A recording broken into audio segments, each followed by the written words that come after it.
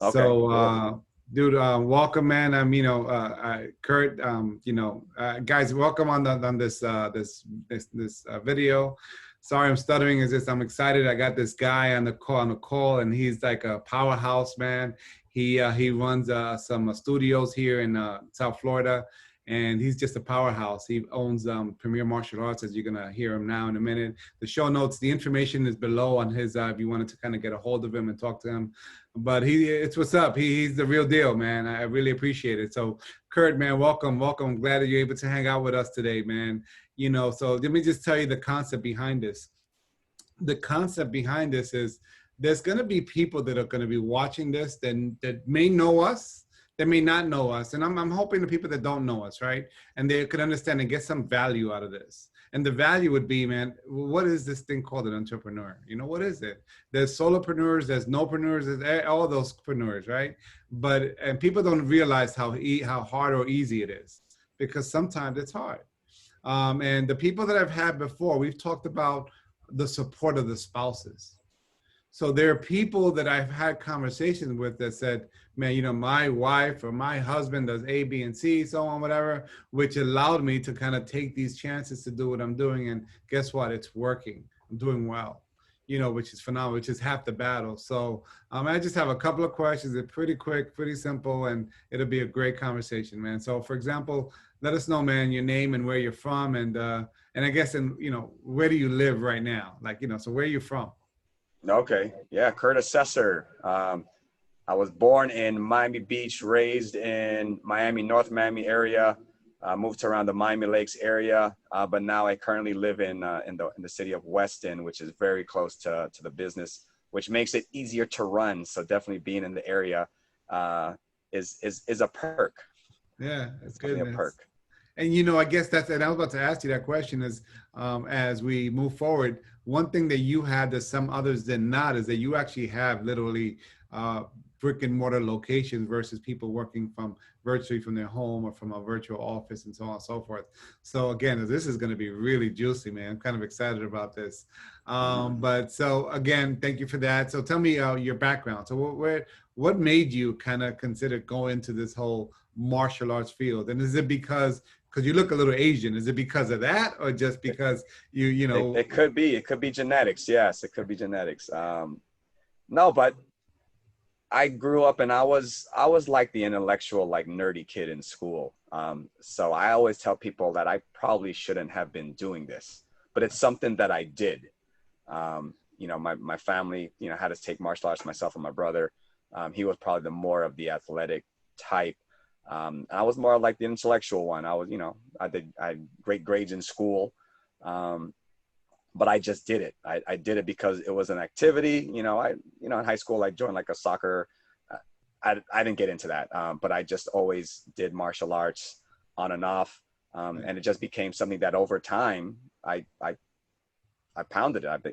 I crafted it and I became, a master. I'm still a white belt in my head, I never think that I'm the best when it comes to training. People see it that way. And it's because, they haven't trained enough to the level. I mean, you can either put time or you can put intensity. And if you have a combination of both, I mean, you're going to get there faster, right? So I think mine was just over time. And it probably wasn't until the last few years that I started to add that intensity. And I think that's what propelled me from just being a technician to actually owning or trying to manage all three roles. And I always talk about the technician, the manager, and the entrepreneur. But it wasn't until I added that intensity in the past few years that it really propelled me. So, and your parents, did they own studios as well? Or it's called a studio, right? Or no, it's called a my studio? mom was a nurse, Philippines, Okay. from the Philippines. So, Filipinos are either going to be a nurse or they're going to work in a cruise ship. And, that's right, for sure. The stereotype, but my mom, she was a nurse, and I have cousins that are on the cruise ship. And when they were docked in town, they would hang out with us because we were really close to the port of Miami. So every Sunday they'd come over the house and we'd hang out and have to take them back. So that's awesome. Do you guys get discounts for cruise ships? Do you get discounts for cruise ships? Yeah, actually we had, the friends and family. I didn't know that, bro. That's good information. Awesome. That's a disclosure. We can't mention that. I mean, I can't win the lotto over there with them, but you know, like actually it's true, you know, like if there's like a raffle or there's some kind of lotto, I can't win it because one of my family members works on the cruise. That makes sense. Okay, got it. Hey, there's some goods and bads on that. Okay, so good deal, man. So again, you told us about your background, your family, and so on. So how did you, I guess, what made you want to start this and be in this niche? What made you see that? Did you see money, or did you see something that you wanted to do because you were the nerdy kid and maybe you were picked on, because most nerdy kids are picked on? I mean, I don't see it, like if I look back on it, maybe I was, but I didn't having it happen. It wasn't my reason. Like, oh, I got pushed in the hallway and let me start doing karate. No, that wasn't it. I just did it. I was, you know, just a martial arts person who trained, worked out, had fun. I was a little chubby kid, so I ended up losing weight. You were chubby, you said? Chubby? I was chubby, yeah. I was chubby. What? Yeah. So I worked out, you know, and I lost the weight. So it became me. I mean, like I said, I made good grades in school. I was, you know, most likely to succeed, doing, you know, all those clubs. But when it came down to it, I was passionate about training. I enjoyed something. You know, I went to study for management and accounting. But I just still had a passion for doing martial arts, and my instructors, they saw something in me that I can connect with students, that I was motivated about it, and they gave me opportunities. And then just over time, I kind of, you know, fit into that role. And I was still trying to balance both. Mm-hmm. I try to, you know, dabble and do some small business. I had like a little fight shop and in the Pembroke Pines area. So I you know, I tried doing different things. But in the end, what I knew that I was eventually became good at and that I enjoyed and I can be motivated to do something every day about it was martial arts, you know. What's a fight shop? Oh, okay. So back before UFC had the Reebok sponsorship, and I think now it's like a Venom sponsorship, the fighters would walk out and they would all have all different types of gear, like one type of shirt, maybe different shorts. Yeah. And there were brands that would sponsor them, either pay them money or give them free stuff to wear, so that way they're out there promoting, like a NASCAR. Yeah. So these fighters were like NASCAR. So there's all these different types of brands, and you wouldn't find these brands at Walmart or at Target. So they sold them online or through these shops. So we had the fight shops. So the moment UFC signed that deal with Reebok, we're like, all right, we're done. Right. But it was still it was still a business venture for me to learn about some of the retail marketing and how, like, those margins and how they're really tight. Like, it's getting into the retail business is really tough. It's really tough. Right. But we didn't have the brand. We didn't create the styles. We just sold the brands. Correct. You know? Right. Yeah. And I ended up making some cool connections. We met Carlos Condit, who was like the champion at that time. So the brand that he was with was like Head Rush. So they were calling different fight shops in the area. It was the first time UFC was coming down to like the BB&T Center. Right. They were bringing people down. They called us up and said, hey, do you want to carry our brand? If you buy all these, you know, we're going to get. So that's when I guess I started understanding about, all right, how to barter and knowing people and building those connections. So maybe that was my start into the Chamber of Commerce work, right? Right. That's good. You mentioned a word that I guess I was going to mention later on, that barter word, you know. So barter is so I didn't know what barter was until I started doing my business, right? And people be like, hey man, we'll do this, and you know, you won't pay me, I won't pay you. We just kind of help each other out. I'm like, what? That's a thing? Because you always hear about it, but you know, I didn't know of it. I'm new entrepreneur, and I'm like, okay, so wait a second. I need money. I know I need your services, but I need money first. Yeah. So then you kind of realize how important. I have this gold coin, and you have 3 cows. Right? Like, exactly. There it is. How do you know it's not worth 2 cows? You know. That's right. So then let me shift this conversation into. Man, you know, this whole pandemic has done a lot of things for a lot of businesses, you know. So, and then you have a brick and mortar where people have to literally have combat hand to hand and all that stuff. So I know that there's been effects because of it. So what was like before this whole pandemic went through? Oh man, it was shoulder to shoulder training. Yes, everybody came in. Everyone trained, like there was no question on space. People showed up, we'd make them fit, you know, as long as we kept it organized. It was the people that were organized, their structure that was organized. They came in, put bags down, train, line up here. It was like the military. So yeah, man, it was great. It was Nice. great. There was no restrictions on anything. So it was fun. Difference being now is that because of the contact, people have to keep their distance, or, you know, how to keep their distance. Right. They now have to use tools. So they're back again to one person and one, you know, water bag or wave master station. So there's this place cut out for them. So it definitely did limit the amount of people that we can get into the studio. So wouldn't that affect overall income, you know, business in general? Oh, yeah, it did. It did, right? It did. We probably lost close to 40%.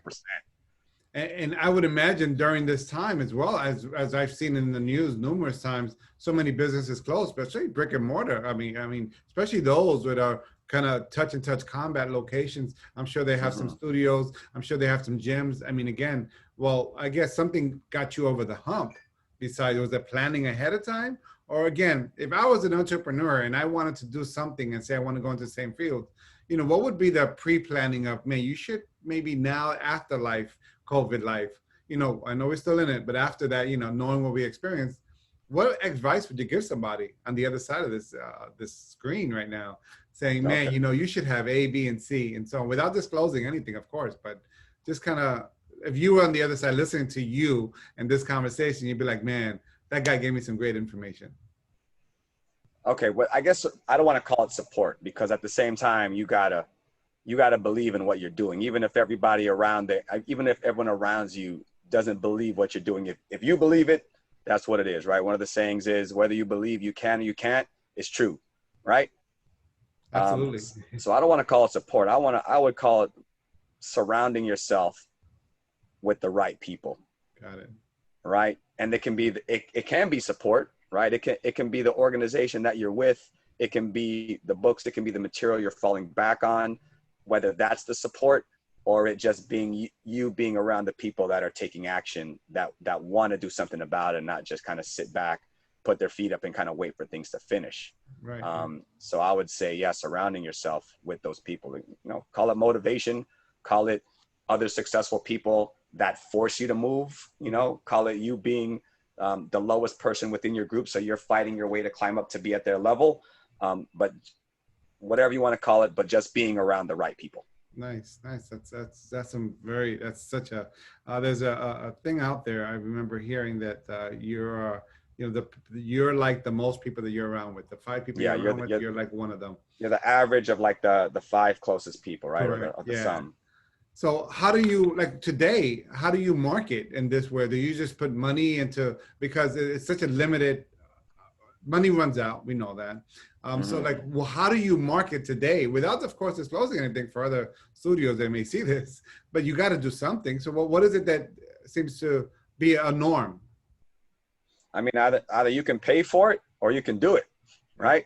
So if you don't have the money for the marketing, I mean, probably the best way marketing is digital marketing, because sometimes you might spend an hour walking around and you might meet 2 people, but then, you know, you can put some money into digital marketing and see more people. But if you don't have the money, you know, you either got time or you got money. If you got both, use them both.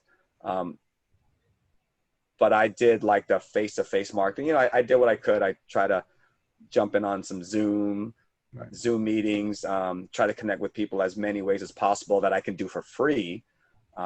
Which was, you know, doing the B2B type networking. But then the other thing is marketing. Yeah, we did have some money to spend into marketing.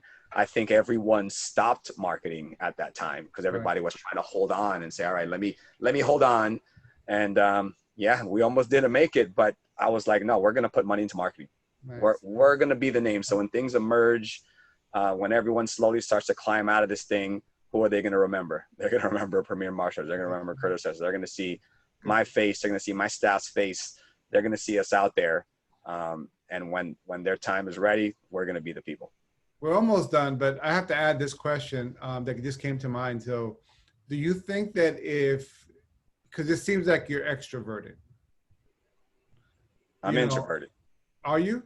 So I guess as someone as introvert, you seemed extroverted. Again, you're on screen right now talking to me on YouTube. People are gonna watch this.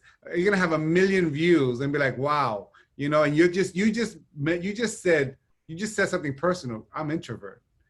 Yeah. Again, you don't seem like the labeled of introvert that I'm looking at. I see an extroverted person from my eyes, you know? Yeah. So I guess my question would be, is that even someone that's introvert, they can still somewhat continue on? Because there's this thing Yeah. that you're introvert, you can't do nothing. No, you got to, I would say find a reason, right? If you're going to go out with people and find a reason to go, hey, why are you here? Oh, I'm here for the food, right? I'm here for the drinks, you know, whatever your excuse is to do something, do it. You know how people find an excuse not to do something? Yes. Find your excuse to do it and just do it. Because if we walked into a room and I didn't know anybody, I wouldn't know anybody. But the moment I'm in there and Ray walks in, all right, I know somebody. That's the reason right there. So I guess you got to find your reason, you know, even if you don't know anybody. Hey man, I don't want to stand by myself. I'm over here. What's going on? I get, you know, whether you're the weird guy or you're the cool guy, the guy who's just, you know, you're somebody, right? And then you can either fail and learn from it, or you're successful and learn from it. But if you just stand there in the corner, you're not doing anything. So that's with personality, business, and everything, right? Right. Priceless, man. Your information is priceless. Last question, we're done, man. See, that we're done. So if you had $1,000 to spend in your industry, in your business, what would you spend that on? If I had $1,000. So I can tell you, one person told me, you know what, I won't even say that. Go ahead. Give me. In my business right now, if I had $1,000, I would always use it probably for marketing to help build the business, you know, to help build the business. I would use it for that. You know, the weird part is that some people don't think about that. They think about marketing, but they think about, okay, well, I'll take maybe $50 and go out to eat. And then this and that, so on. So people don't, what I've learned in dealing with so many businesses is that people don't realize that the money you put into your business, you should have a good return on investment. You know, you have to figure out that niche and figure out what it is so you don't have to work as hard tomorrow. So you're going to work hard now for sure. We're all going to work hard. But the goal is for later on, we don't have to work as hard because we've taken those sacrifices and not take that money and be selfish. And that's what I've learned. You got to respect business, and people just they don't know. And that's one of the reasons why I wanted to do this channel. And, you know, as I have a portfolio of videos I've done with my company, I want to be able for people that don't know, like I didn't know. I had no idea, man. What do I do? How do I start? You know what? By watching these people, hearing these stories, they may have an idea of maybe joining a chamber. If that's, you know, again, even if you're considered introvert, joining a BNI, something, joining a Rotary, anything, just to get you more into seeing people and finding that reason. Let me go have a drink that's half off and so on, and just going with some business cards you just had created. So, but bro, last words is on you, man. I mean, before we close this out, is there anything you want to share? I mean, I would say just do it, right? Just do it. You know, all of my sayings are pretty close together, but rather, you know, I said earlier, be miserable, right? Or be motivated. You just got to do something, right? So I work out. Sometimes I hate doing it. Some days I'm motivated doing it, but it's still going to improve me. Nice. You know, so yeah. Kurt, thank you so much for your time today, man. This was amazing. I appreciate you. I hope you enjoy this time, and bro, peace out, man. Awesome. Thanks for having me. All right.